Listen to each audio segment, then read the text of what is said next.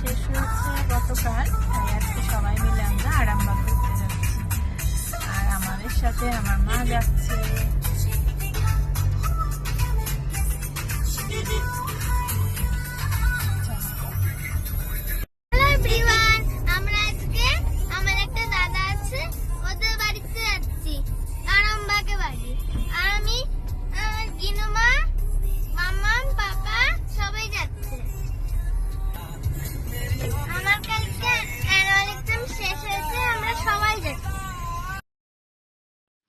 বেশ অনেক দিন ধরেই আমরা ভেবেই যাচ্ছি যে একটু আরামবাগ ঘুরতে যাব, কিন্তু সময় সুযোগ কোনোটাই বের করে উঠতে পারিনি।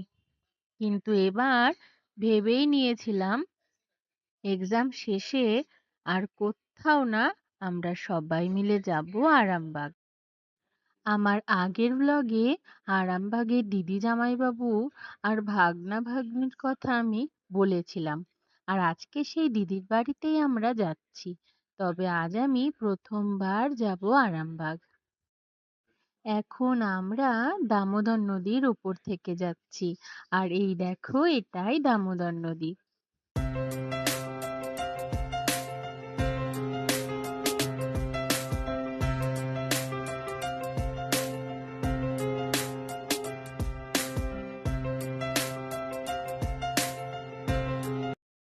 এত সুন্দর একটা প্রাকৃতিক পরিবেশে লং ড্রাইভে যেতে দারুণ একটা এনজয়।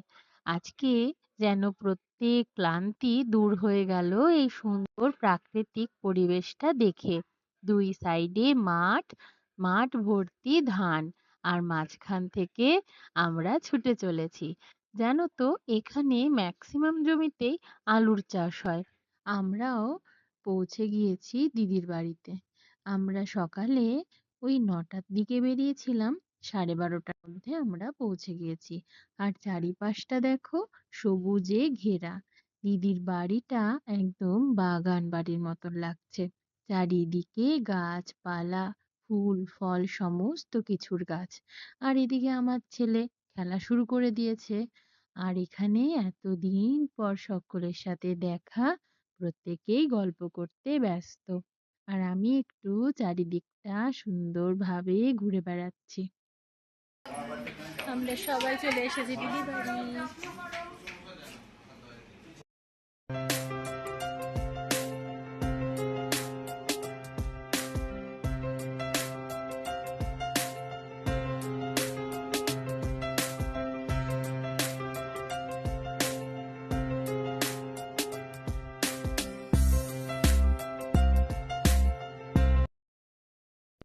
এবার তোমাদেরকে একটা জিনিস দেখাই। এই দেখো এই ঝাউ গাছটা, তোমরা অনেকেই হয়তো দেখেছো, কিন্তু আমি প্রথমবার দেখলাম। এই ঝাউ পাতাটা ম্যাক্সিমাম বিয়ের মালাতেই ব্যবহার করা হয়। আর এদিকে দিদি খাওয়ার ব্যবস্থা করে নিয়েছে। এখন আমরা সকলে খাবো। তবে কলা পাতা দেখে তোমরা নিশ্চয়ই ভাবছো, কিন্তু জানো তো, এই কলা পাতায় আমরাই খেতে চেয়েছিলাম। দিদি তো কাঁসার থালায় সুন্দর ভাবে খাওয়ার ব্যবস্থা করেছিল। আমরা সবাই এখন রেডি হয়ে একটু ঘুরতে যাচ্ছি। এই দেখো,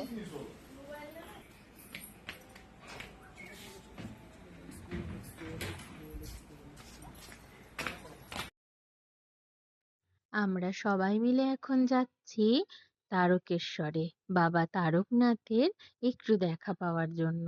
জানি না দেখতে পাবো কিনা, তবে আমি সেই ছোট্টবেলায় এসেছিলাম, আর এখন বহু দিন পর আজকে যাচ্ছি।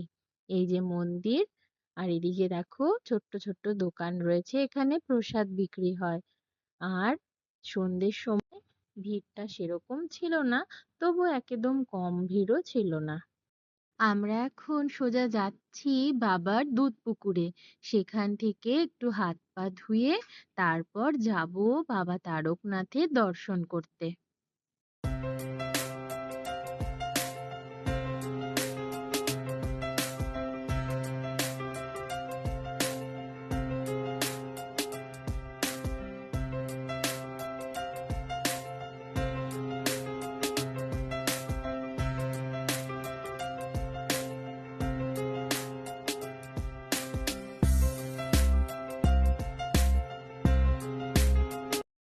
যখনই জানতে পেরেছি যে তারকেশ্বর দিদির বাড়ির থেকে বেশি দূরত্বে নয়, আর অপেক্ষা করিনি। সোজা রেডি হয়ে আমরা চলে এসেছি। তবে এখানে অনেক কটা মন্দিরও রয়েছে, সমস্তটা আর ঘুরে দেখা হয়নি যেহেতু হাতে সময় অল্প ছিল। আমরা গিয়ে পৌঁছেছি তখন সন্ধে আরতি হচ্ছে, এই সময়টাতে সন্ধে আরতি হচ্ছিল। তবে মন্দিরের ভেতরে মোবাইল নিয়ে যাওয়ার কোনো পারমিশন না থাকায় আর সেইভাবে ভিডিও নিতে পারিনি। তবে বাইরের দিক থেকে যতটুকুনি পেরেছি ততটাই ভিডিও নিয়েছি, যাতে আমি আমার প্রিয় বন্ধুদের সাথে এই সুন্দর মুহূর্তগুলো শেয়ার করতে পারি। আজ আর ভিডিওটা বড় করছি না। আমরা মন্দির থেকে সোজা বাড়ি চলে এসেছিলাম, যেহেতু সকালে অনেকটা জার্নি করে এসেছিলাম। তো বাড়ি এসে দিদি সুন্দরভাবে মুড়ি মাখিয়েছিল, তার সাথে চপ আর লাড্ডু, আর জমিয়ে সকলের সাথে গল্প। আবার দেখা হবে পরের ভিডিও।